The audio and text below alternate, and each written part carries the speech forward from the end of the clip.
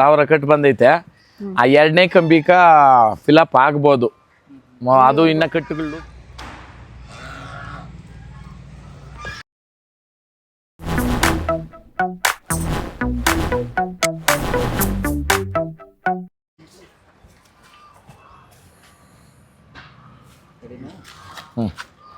ಅಣ್ಣ ನಮಸ್ತೆ.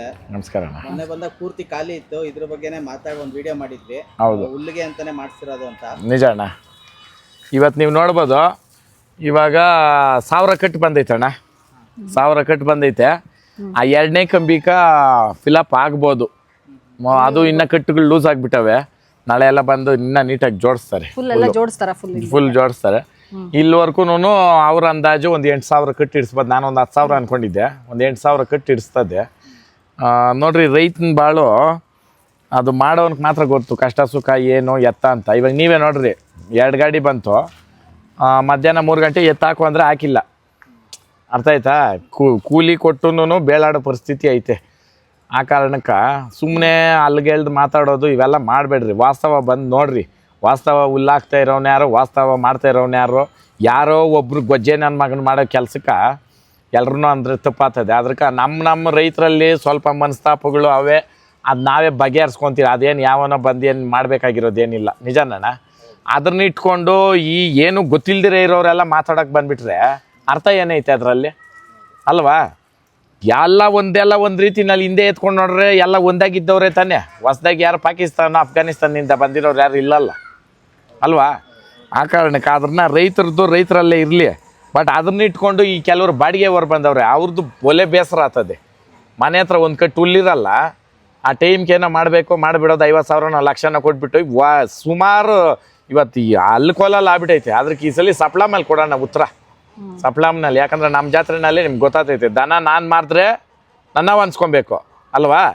ಕೊಟ್ಟವನ್ಕೇನೆ ಎತ್ತು ಕೊಡೋದು, ಮಾಡ್ದವನ್ಕೆ ಮಾಡ್ರೆ ತಪ್ಪಲ್ಲಣ್ಣ. ಏನೋ ಒಂದು ಜೊತೆ ಏನೋ ಕೊಟ್ಟು ತಗೊಳೋದು ಉಂಟು. ಏನು ಬಂದಿರೋವೆಲ್ಲ ಹಂಗೆ ಮಾಡಿಬಿಟ್ರೆ ಪ್ರಪಂಚ ಏನಾಗ್ತದೆ? ಅವಾಗ ದನಕ್ಕೇನೈತೆ ಮರ್ಯಾದೆ, ರೈತನಿಗೇನೈತೆ ಮರ್ಯಾದೆ ಅಲ್ವಾ?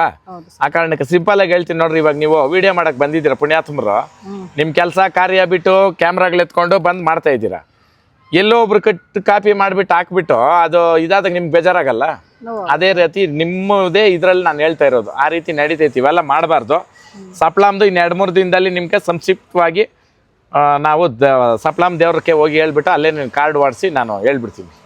ಎಷ್ಟು ಖರ್ಚು ಮಾಡಿದ್ರಣ್ಣ ಇಷ್ಟು ಹುಲ್ಲು ಹಾಕ್ಸಕ್ಕೆ? ಅಣ್ಣ ಇನ್ನೂ ಇವಾಗ ನಾನು ಲೆಕ್ಕ ಏನು ಹಾಕಿಲ್ಲ. ಇವಾಗ ಅವಾಗೆ ನೋಡ್ರಲ್ಲ ನೀವೇನೆ, ಇವಾಗ 1 ಲಕ್ಷ ಕೊಟ್ಟು ಕಳಿಸ್ದೆ, ಮೊನ್ನೆ 1 ಲಕ್ಷ ಕೊಟ್ಟಿದ್ದೆ. ಟೋಟಲ್ ಆಗೋವರೆಗೂ ಲೆಕ್ಕ ಇಲ್ಲ ಹೇಳ್ತೀನಿ. ಲಾಸ್ಟ್ ಇಲ್ಲೆಲ್ಲ ಮಾಡ್ಬಿಟ್ಟು ಒಂದು ಪೂಜೆ ಮಾಡಿಬಿಟ್ಟು ನಿಮ್ಗೆ ನಾನು ಲೆಕ್ಕ ಹೇಳ್ತೀನಿ. ರೋಲ್ ಲೆಕ್ಕನ ಯಾವ ತರ ಸರ್? ಹೌದು, ರೋಲ್ ಲೆಕ್ಕ. ಮೇಡಮ್ ಇವಾಗ ಅಲ್ಲಿ ಹೆಚ್ಚು ಕಮ್ಮಿ ತಕೊಂತ ಇದ್ದೀರಿ, ಇಲ್ಲಿ ಬಂದು ಬೀಳ್ತಾ ಇರೋದು 1 ಲೆಕ್ಕ. ಫುಲ್ ಆದ್ಮೇಲೆ ಅವ್ರು ಪೇಮೆಂಟ್ ಮಾಡಿಬಿಟ್ಟು ನಾವೇ ಹೇಳ್ತೀವಿ. ಇದು ಎತ್ತಿ ತುಂಬೋದು ಬೇರೆ ಲೆಕ್ಕ, ಅದಕ್ಕೆ ಕೂಲಿ ಕೊಡಬೇಕು. ಅಲ್ಲಿ ತುಂಬ್ಕೊಂಬರೋದು ಕೂಲಿ. ಇದು ರೈತನ ಹತ್ರ ತಗೊಳೋದು ಹುಲ್ಲು, ಗಾಡಿಗಳು ಬಾಡಿಗೆ ಬೇರೆ, ಹಿಂಗೆ ಸಪ್ರೇಟ್ ಇರ್ತದೆ. ಅದೆಲ್ಲ ನೀಟ್ ಆ್ಯಂಡ್ ಕ್ಲೀನಾಗಿ ನಾನು ಕೊಡ್ತೀನಿ. ಎಲ್ರಿಗೂ ಒಳ್ಳೇದಾಗಲಿ. ಜೈ ಹಳ್ಳಿಕಾರ್. ಜೈ ಹಳ್ಳಿಕಾರ್.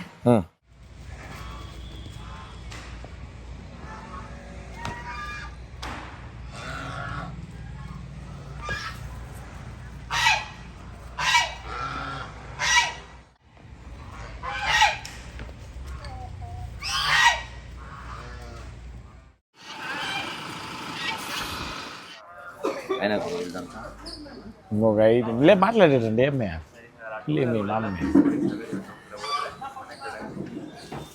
ఒక 5 నిమిషాలు చెప్పాలి ఆమె ಒಂದು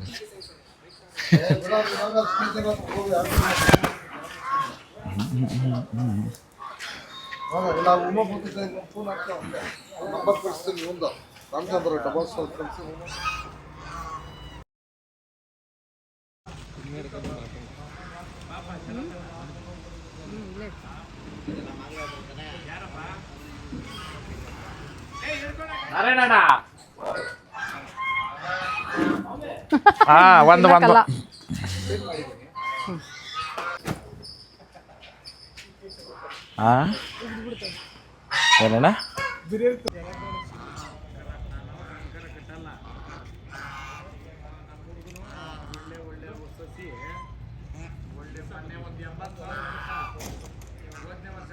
ಈ ವರ್ಷ ಅದ್ರ ಕೂಟ ಮಾಡಿ 3,60,000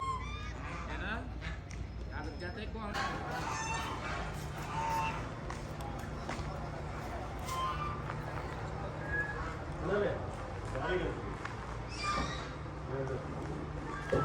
ಗಾಡಿ ಕ್ಲಿಯರ್